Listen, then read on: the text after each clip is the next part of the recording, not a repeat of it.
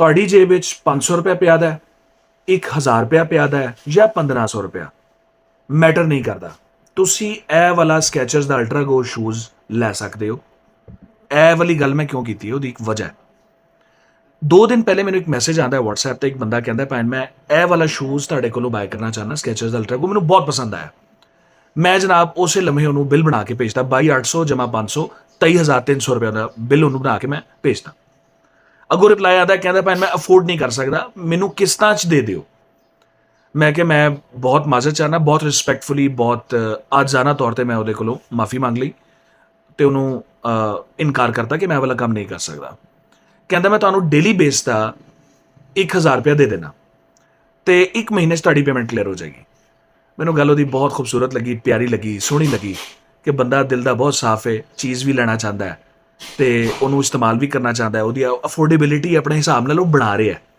ਬਹਰਹਾਲ ਮੈਂ ਚੂੰਕਿ ਸਾਡੀ ਆਪਣੀ ਮਜਬੂਰੀਆਂ ਨੇ, ਅਸੀਂ ਉਹਨੂੰ ਇਨਕਾਰ ਕਰਤਾ ਬਹੁਤ ਗ੍ਰੇਸਫੁਲੀ, ਰਿਸਪੈਕਟਫੁਲੀ।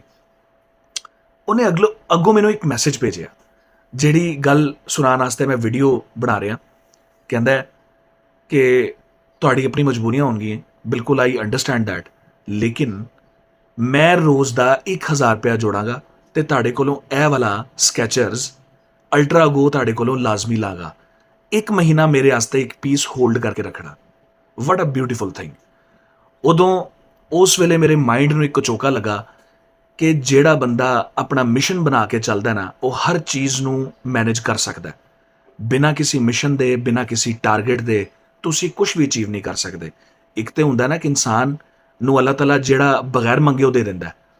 ਇੱਕ ਹੁੰਦਾ ਜਿਹੜੀ ਕੁਰਾਨ ਦੀ ਆयत है बिस्मिल्लाह रहमान रहीम, लाइसल इंसान इल्ला मा सा, तुम जिस चीज़ की सही करते हो तुम्हें वही दिया जाता है।